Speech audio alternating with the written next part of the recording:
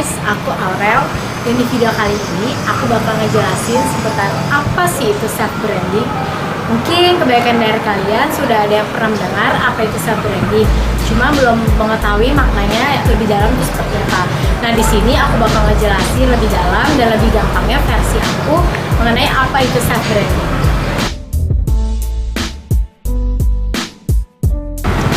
Dulu awalnya aku juga belum tahu apa sih makna dari self branding itu sebenarnya seperti apa. Tapi setelah aku pelajari dan juga di kampus aku juga ada menjelaskan mengenai apa itu self branding. Jadi aku udah lebih sedikit memahami, dan aku juga sempat ikut klub di kampus aku mengenai yang berkaitan dengan self branding ini. Nah, self branding itu sebenarnya gampang teman-teman. Self branding itu adalah apa kelebihan kamu dan bukan melihat dari kelemahan kamu. Nah, dari situ kamu bisa tahu nih self branding kamu tuh seperti apa. Kamu bisa langsung tanya ke teman-teman kamu atau mungkin keluarga, sahabat, pokoknya lingkungan sekitar kamu. Karena lingkungan sekitar kamu itu bakal sebagai salah satu faktor pendukung untuk kamu lebih percaya diri, untuk kamu lebih tahu apa itu self branding. Nah, caranya bagaimana sih teman-teman bisa mengetahui self branding kamu sendiri?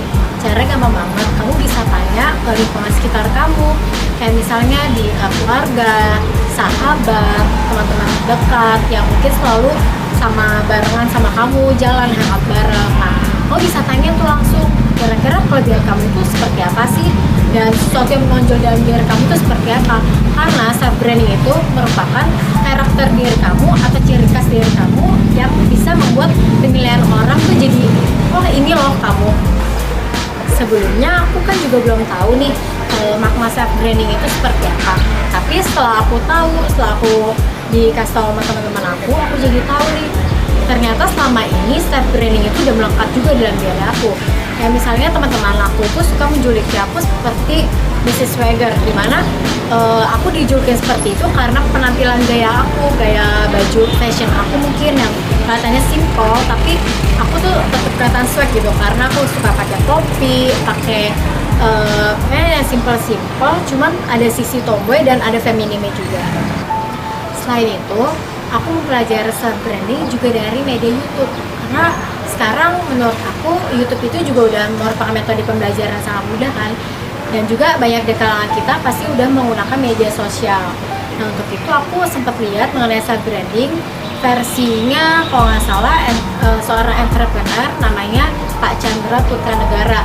Nah, menurut dia self branding itu dilihat dari apa kelebihannya dan bukan kelemahannya. Seperti yang aku jelasin tadi sebelumnya, kalau misalnya self branding kita itu melihat dari sisi kelebihan kita, bukan dari kelemahan kita.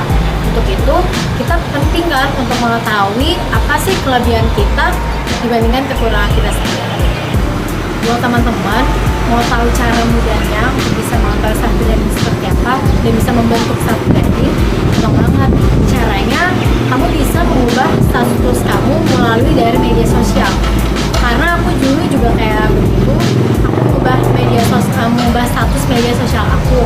Kayak misalnya nih, kalau teman-teman selalu update status yang bijaksana seperti yang Mary Riana, berarti itu sudah mencerminkan bahwa diri kamu itu, oh kamu bijaksana ya, oh kamu dewasa, dan itulah self branding kamu secara nggak langsung. Maka dari itu sebenarnya kan aku udah bilang tadi kalau self branding itu sudah melekat pada diri kamu, cuman kamu belum tahu kalau itu adalah self branding kamu. Jadi kalau Mary Riana, self branding dia ya seorang motivator, karena dia seorang wanita yang tangguh, dia dewasa, dia selalu bijaksana, dia nggak mudah menyerah, dan akhirnya dia bisa menggapai kesuksesannya seperti saat ini. Kebanyakan kita sebagai manusia kan pasti kurang puas dong kalau nggak langsung melihat prakteknya seperti apa. Maka dari itu aku udah siapin sebuah video atau film pendek mengenai kehidupan aku dulu, dimana aku waktu belum mengetahui apa sih itu self branding, dan juga setelah aku mengetahui self branding aku sendiri itu seperti apa.